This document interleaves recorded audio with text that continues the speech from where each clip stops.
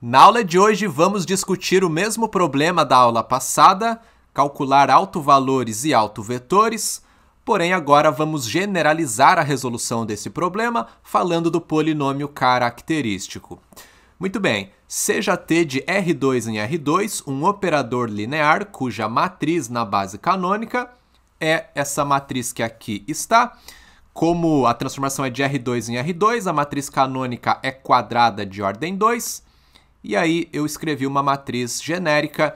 Os elementos são A11 e A12 na primeira linha, A21 e A22 na segunda. Bom, como nós já sabemos de aulas anteriores, dada a matriz canônica da transformação linear, eu posso escrever a transformação linear dessa maneira aqui, né? É a matriz canônica vezes V, onde V é um vetor, então, lá do domínio, né? É um vetor, nesse caso, de R2. Portanto, dado um vetor de R2, para eu calcular o t desse vetor, é só eu fazer a matriz canônica da transformação vezes esse vetor.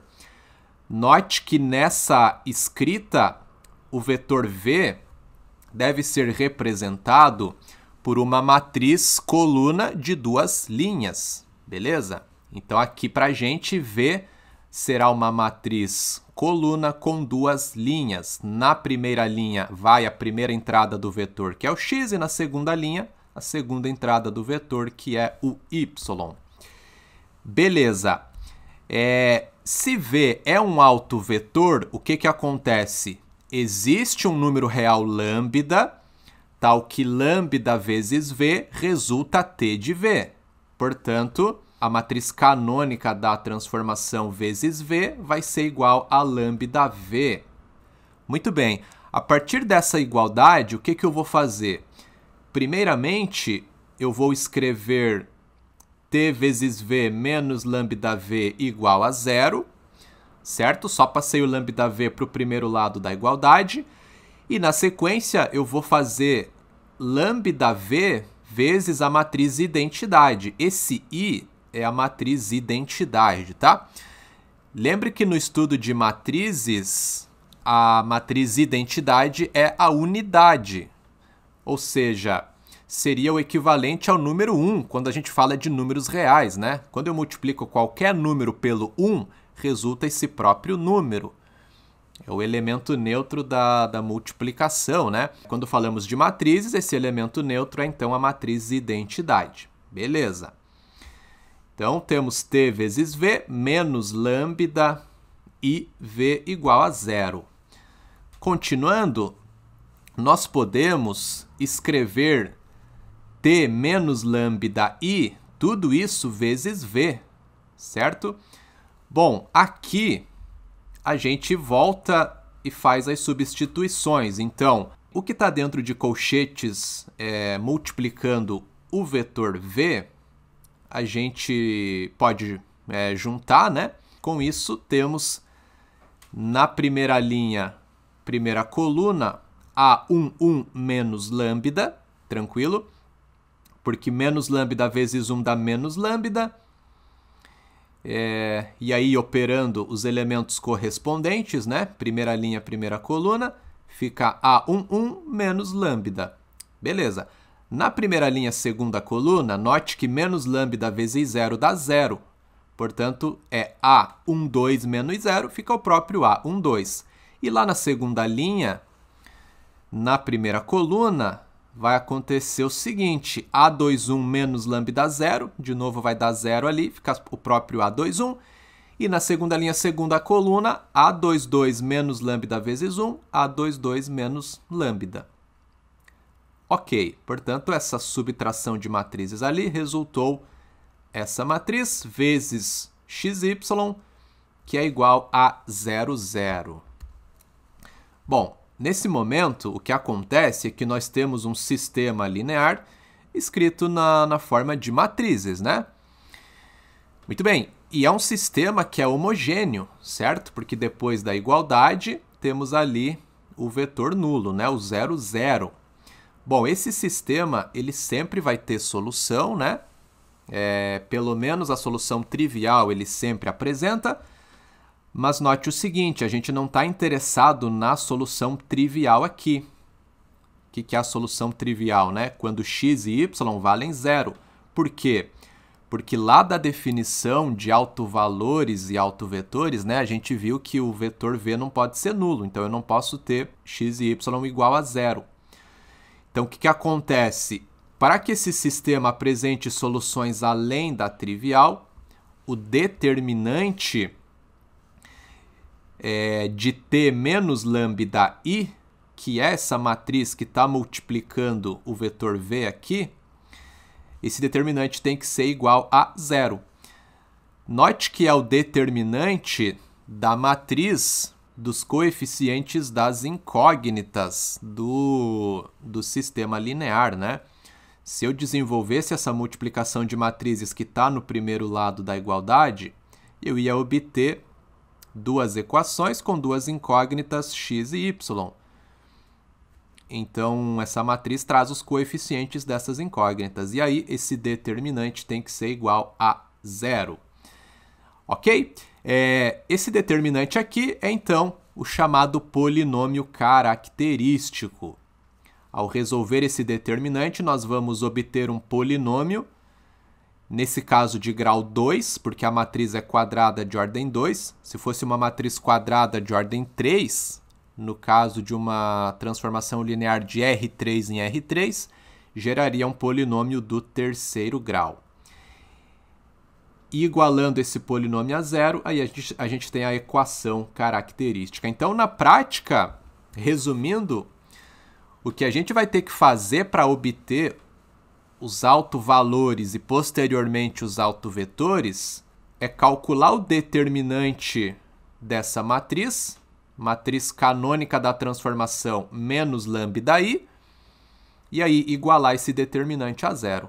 Tá legal? Beleza, então essa parte inicial foi só para a gente entender como que chegamos nesse chamado polinômio característico, né? De onde que vem esse determinante de t menos lambda i. Mas na prática o que você vai fazer então é calcular direto esse cara.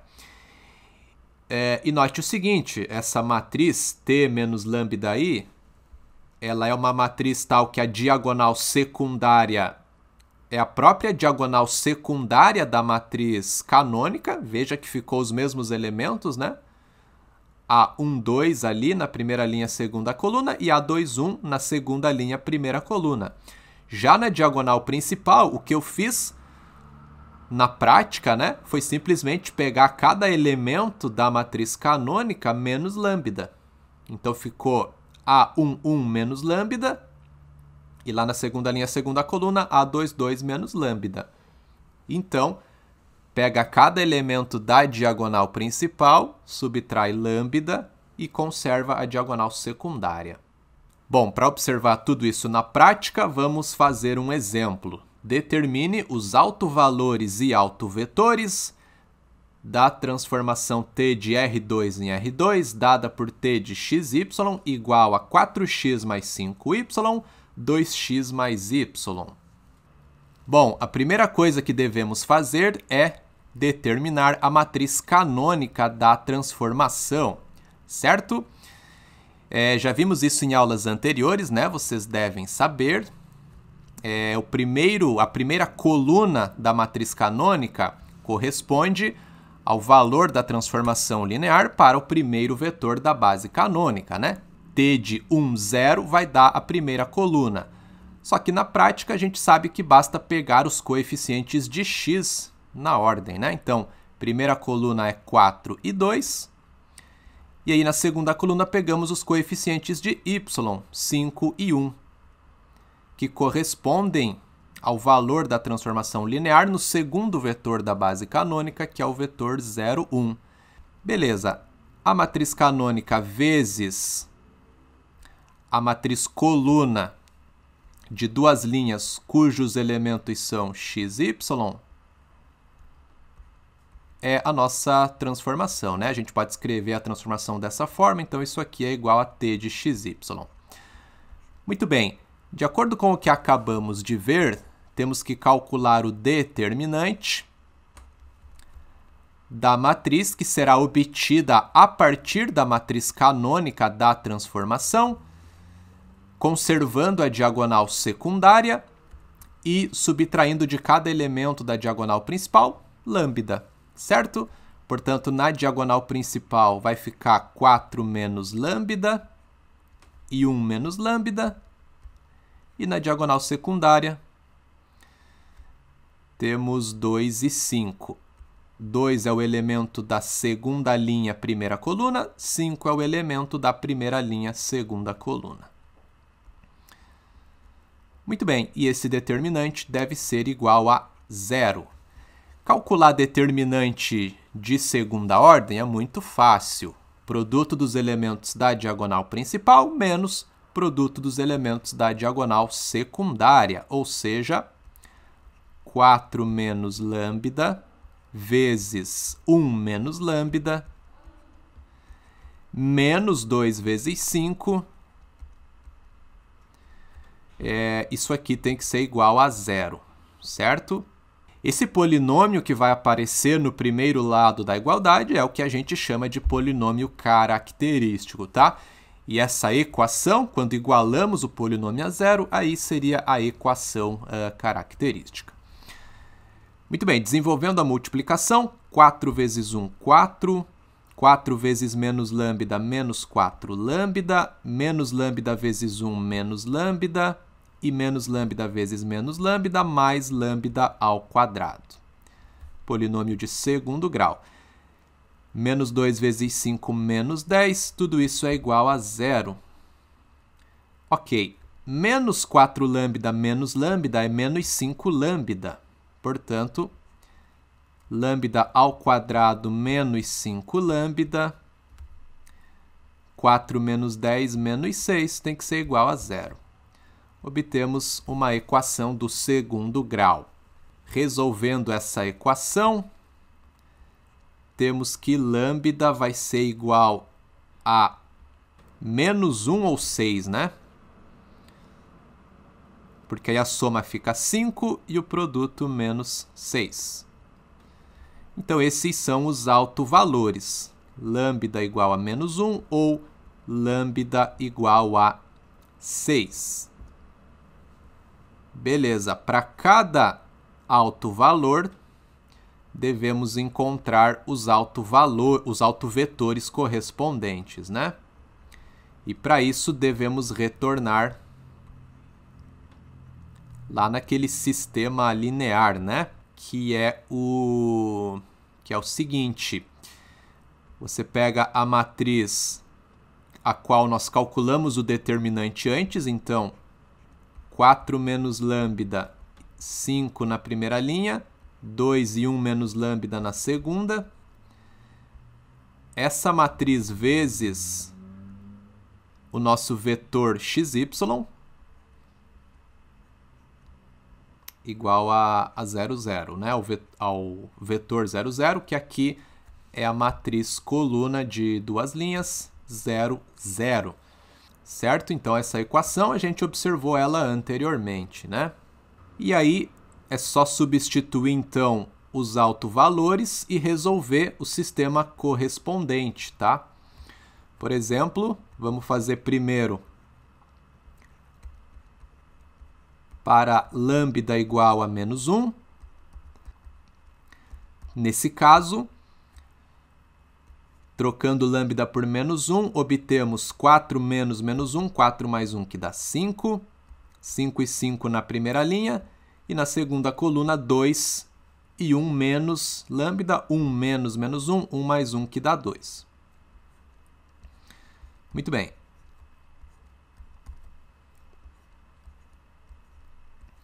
Então, aqui a gente pode desenvolver esse produto de matrizes e igualar a 0, 0. Então, fica 5x mais 5y igual a 0.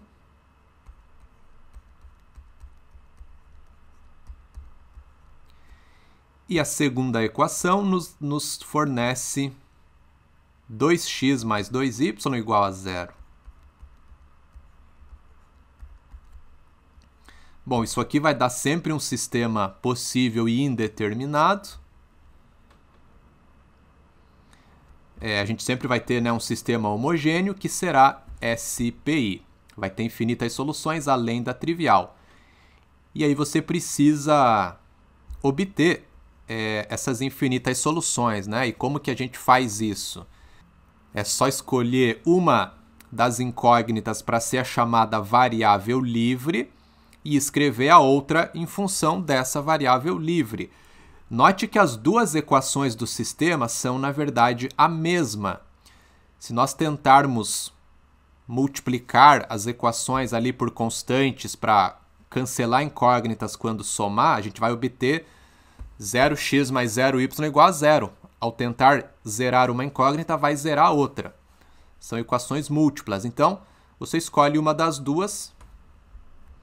Posso pegar 2x mais 2y igual a 0. Então, eu sei que 2x é igual a menos 2y. E aí eu vou isolar o x, por exemplo. Então, eu obtenho que x é igual a menos 2y sobre 2. X é igual a menos 1 vezes y menos y. Poderia ter isolado o y sem problema nenhum, poderia. Y é igual a menos x. Isolando, então, o x, o que acontece? Eu tenho que o y é a chamada variável livre.